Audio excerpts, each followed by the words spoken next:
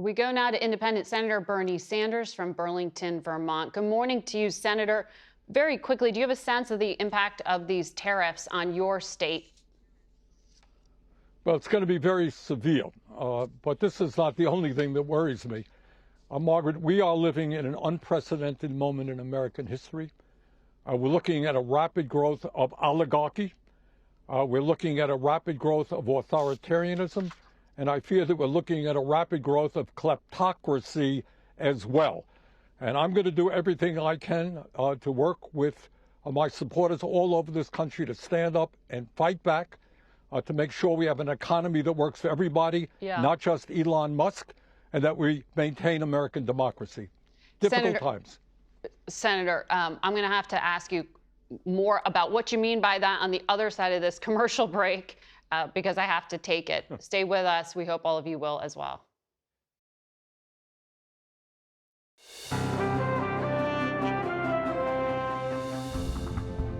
Welcome back to Face the Nation. We return to our conversation with Vermont Independent Senator Bernie Sanders. Senator, thank you for sticking with us through the break. I want to ask you about some of the rather fiery hearings you were a part of this past week, in particular with the potential Health and Human Services Secretary to be RFK Jr. You told CBS in December you think he's right about the food industry and obesity and what he says about high prices for prescription drugs. But during the hearing, you had some sharp exchanges. Are you, at this point, decided on your vote? Will you cross over and help Republicans confirm him? Margaret, I have up to now voted for some Trump appointees, a few. I voted against most, and I'll make my decisions next week. Where Kennedy is right is we are an unhealthy society, a point I've been making, many others have been making for a long time. One of the things that concerns me very much, and Kennedy mentioned it, is our life expectancy. How long our people live is 5 years less than other wealthy countries. And if you're working class in this country, you live 6 or 7 years lower than if you are rich. It is an issue we have to deal with. And I think the kind of addictive and poisonous food that the food industry is providing our kids is one of the factors, not many. But when you have Kennedy come forward and saying he believes, continues to believe, that autism is caused by vaccines, despite the fact that there have been a dozen studies over the years which disprove that, when he has other conspiracy theories, when he cannot acknowledge that if you're going to make America healthy, you got to guarantee health care to all people. He was not clear about the need to take on the greed of the pharmaceutical industry and lower prescription drug costs. So I was not particularly happy with his presentation. On the autism point, there is no established cause of autism spectrum disorder, but 1 in 36 children have been identified with it, according to the CDC. There is concern in this space, including from your Republican colleague, Cassidy. He is a medical doctor. He said he's struggling with the nomination because he fears Kennedy may undermine faith in vaccines. Take a listen. I recognize, man, if you come out unequivocally, vaccines are safe, it does not cause autism, that would have an incredible impact. That's your power. So what's it going to be? Will it be using the credibility to support lots of articles, or will it be using credibility to undermine? The senator seemed to be saying, if you want my vote, answer the question. You said you haven't decided on RFK and how you're going to vote. Is this a red line for you? I don't want to. Margaret, what I'm saying is I just don't go around making these announcements. I will vote when I'll vote. But anybody who watched that hearing understands my deep concerns about Kennedy. But I got to tell you, the conspiracy theories that he is throwing out is not unlike what we're hearing all over the Trump administration. And to me, what is most important in terms of what's been happening since Trump has been president is not just him having the 3 wealthiest people in the country stand behind him. And by the way, anybody, any working person in this country should understand what that means. It means that you're going to have a government working for the very rich, not for the working class of this country. But the movement toward authoritarianism, yeah, go ahead, I'm sorry. No, I want to ask you about that, but just to push you on this point, because it's not just a matter of a vote. Like, what you are saying is that someone at the top of the health department who is rejecting science or rejecting data that says there's no linkage here, no proven linkage here, by not being clear and saying that's a red line, doesn't that lend itself to misinterpretation? Why won't you say that's disqualifying for him? Because I have not said to anybody how I will vote. It doesn't matter. I will vote when I'll vote. But let me just tell you. Because Republicans were hoping you would help them. That's why I'm asking you. Well, I know they hope for a lot of things. It just may not happen. But I think, all right. Go ahead. I'm sorry. Look, the bottom line is we have a healthcare crisis in America. We're the only major country not to guarantee healthcare to all people. We pay by far the highest prices in the world for prescription drugs. Our life expectancy is shorter than other countries. Yes, we've got to deal with it in a very direct and forceful manner. You got to take on the insurance companies. Got to move to Medicare for all. Got to lower the cost of prescription drugs. We have to understand why our life expectancy is lower. And by the way, it's not just healthcare. Yeah. It's the fact that so many of our working people are stressed out by inadequate incomes that's having an impact on not only their lifespans, but their well-being. Those are issues we've got to address. During the campaign, then candidate Trump and Vance, they were very much championing working class people, as you have through the years. They said they support unions. They don't want to tax tips. They want child care tax credits. They're pro-worker. Do you see any opportunities to work with them on specific policies, and if so, where? Well, if they were telling the truth and they will go forward in trying to stand up for the working class, of course I will work with them. But I got to tell you, just last week, what Trump did is essentially neuter the National Labor Relations Board. This is something that Bezos wanted. It's something that Elon Musk wanted. What that means, if you are a worker right now, and there are millions of workers who want to join a union because they know unions will give you better wages and better working conditions, better benefits. What they have done is neutered that. So right now, union-busting corporations like Amazon and others can do what they do against workers with impunity. That is not standing with workers. We need to raise the starvation minimum wage, which is now $7.25 an hour, to a living wage. I've not heard one word from the Trump administration about that. Well, they want to leave that up to states and corporations as well to make a decision on. That ain't going to do it. Vice President Vance told us last Sunday, despite those big tech CEOs giving money to the inauguration for Donald Trump, he still believes they have too much power in big tech, and that he says, they're still very much on notice in regard to his past warnings they could be broken up. Is that a place you are also concerned and could work with him on? Well, I think Lena Khan, the former head of the FTC, did a great job. And if Vance wants to work with us on that, he's right. You have right now not only more income and wealth inequality in this country than ever before, more concentration of ownership in the tech industry and in other industries. Do I think we should start breaking up some of these large corporations? Absolutely, I do, and would be happy to work with them if they're serious about that. Senator Bernie Sanders, independent from Vermont, thank you for joining us. We'll be right back. The FBI is without a permanent director at this point, although Mr. Trump's nominee, Kash Patel, could get a vote as early as this week. We turn now to Frank Figliuzzi. He is a former FBI Assistant Director for Counterintelligence who joins us from Houston. Also, here's CBS News Justice correspondent Scott McFarland. And you cover Justice and FBI, a lot happening in both of the departments, and I want to bottom line first with Frank, if I could, digging into your experience here, if you can help us understand the reporting from our Andy Trier and Pat Milton that the executive assistant directors, those in national security, cyber, criminal divisions, are being forced to resign, retire, or face termination. What does it mean to have those positions forced out?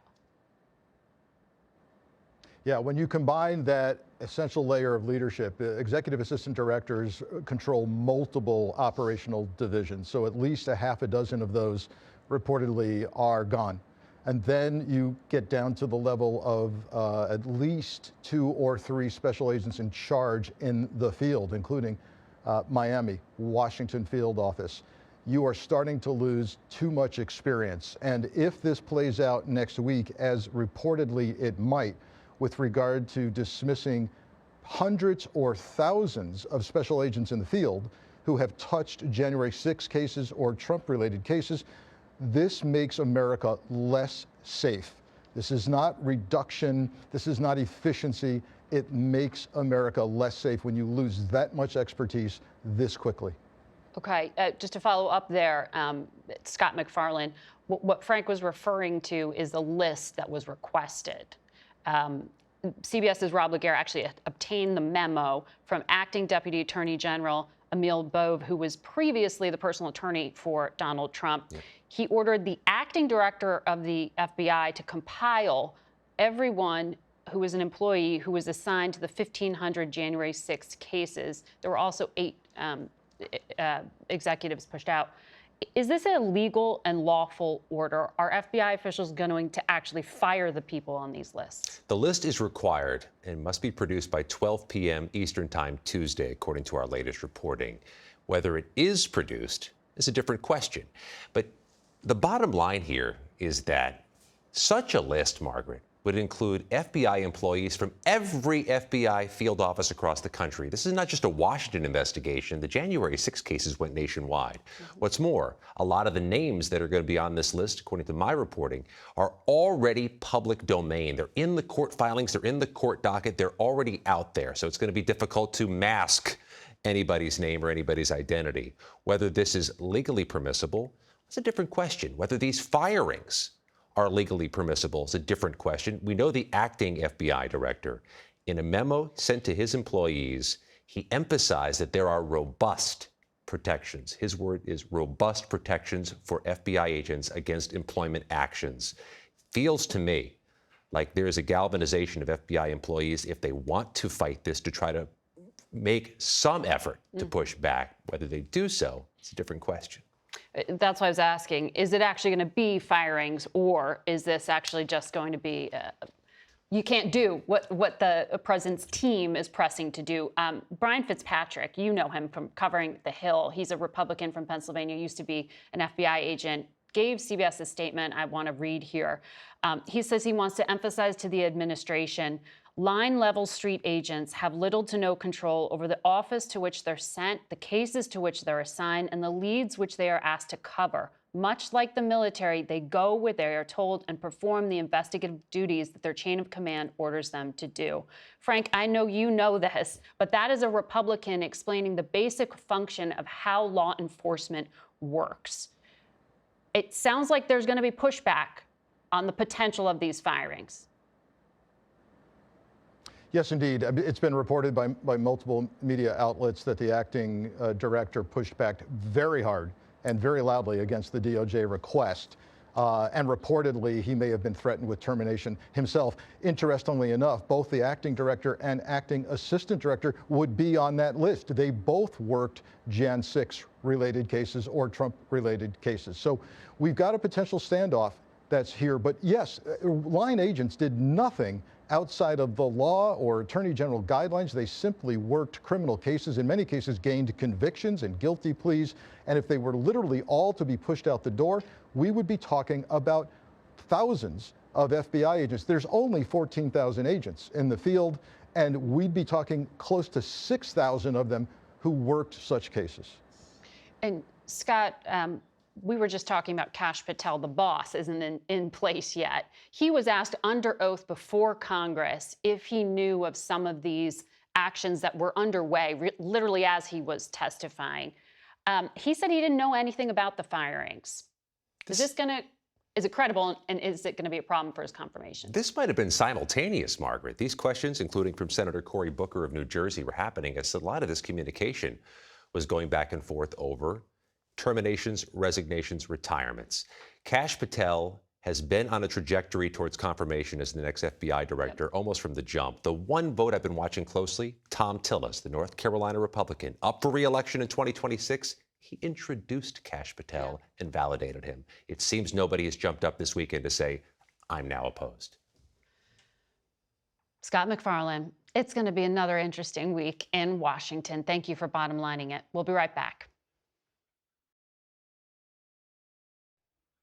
The temporary ceasefire between Israel and Hamas is still holding, and 3 more hostages were released yesterday, including American-Israeli dual national Keith Siegel. His niece, Hannah Siegel, is here with us this morning. Good morning. You've been waiting for this for over 400 days. How is your uncle doing?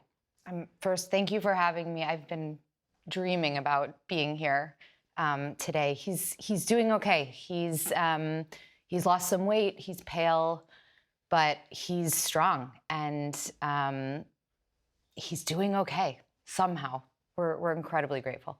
I mean, we've seen the video and the images of him being reunited with family members. Will your father, his brother, see him soon? Yes, he's on his way. We've been staggering the family visits so as not to overwhelm him. But yes, we are all going to see him. And actually, his youngest daughter, Sheer, got engaged a month before October 7th. And so the wedding planning began and then abruptly came to a stop as both of her parents, Keith and my Aunt Aviva, who was released in the November 2023 deal, were taken hostage. So what we've talked about is that, you know, someday we're all going to get together and throw an absolutely epic wedding. And that's what we're looking forward to now. So you've been an advocate for the family here in Washington, both with the Biden and the Trump administrations. In your view, do you think this deal, this hostage release, would have happened without American pressure?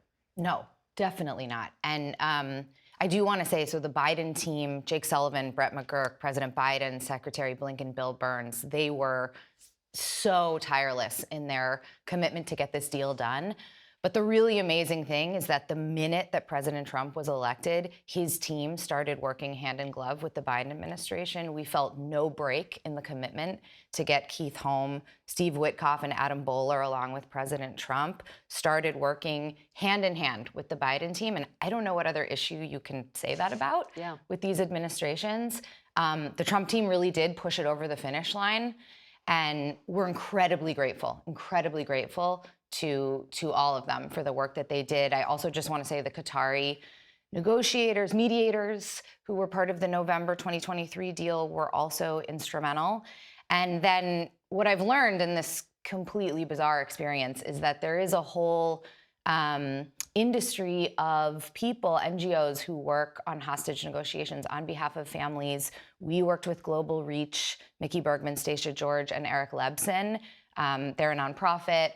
We would not have gotten Keith home without them. So it was just a tremendous group effort across the board, across political lines, and that's heartening.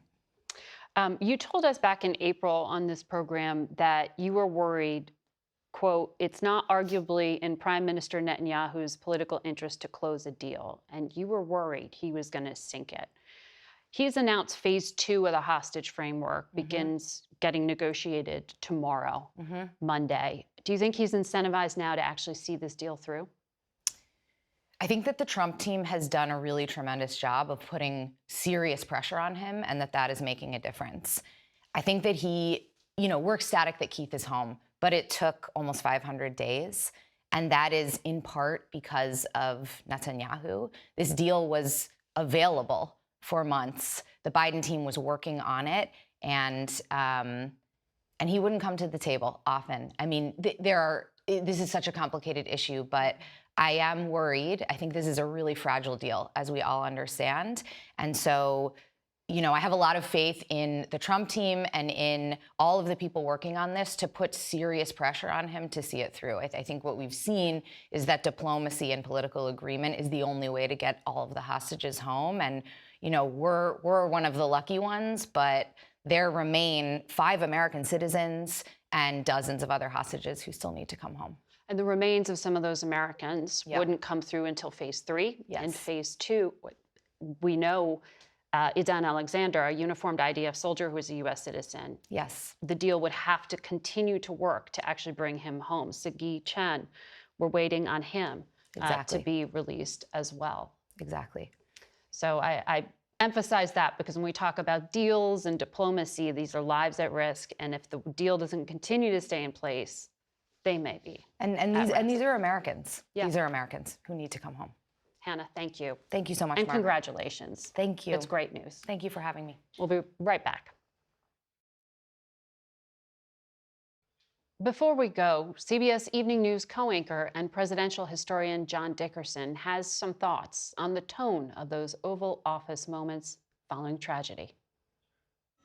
After the deadliest air crash in 20 years in America, President Trump responded as presidents have before. I speak to you this morning in an hour of anguish for our nation. In moments like this, the differences between Americans fade to nothing compared to the bonds of affection and loyalty that unite us all. Differences fade because we are all reminded of the basic truth that we are all human and life is fragile. In such rare moments, a president can transform private grief into public meaning.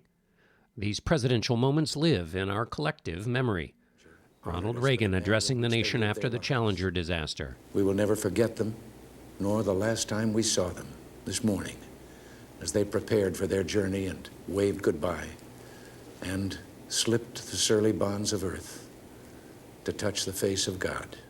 George W. Bush at Ground Zero. The nation sends its love and compassion. Barack Obama singing at the Emmanuel AME Church in Charleston. Amazing grace. In speech, by bullhorn, in song, and now by executive memorandum. That's how Donald Trump used the Oval Office where Reagan had eulogized the Challenger astronauts. Though the president had earlier declared an hour of anguish for our nation, for him, the hour only lasted a few minutes. He spent much of the remainder of this unique moment distributing blame. I put safety first. Obama, Biden, and the Democrats put policy first. And they put politics at a level that nobody's ever seen. The starkest claim, the one behind the Oval Office signing ceremony, that diversity programs had caused the crash that killed 67. We have a presidential memorandum titled Immediate Assessment of Aviation Safety. In light of the damage done to aviation safety by the Biden administration's DEI and woke policies. When asked what proof he had that diversity was the culprit, the president said he had no proof but didn't need any. I'm trying to figure out how you can come to the conclusion right now that diversity had something to do with this crash. Because I have common sense, okay? And unfortunately, a lot of people don't.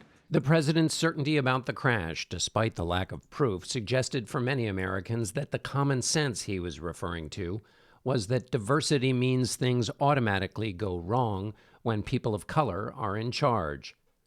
In one press conference, he traveled the entire length of the emotional register, from asserting that the differences between Americans fade to returning the focus to those differences. That's it for us today. Thank you for watching. Until next week. For Face the Nation, I'm Margaret Brennan.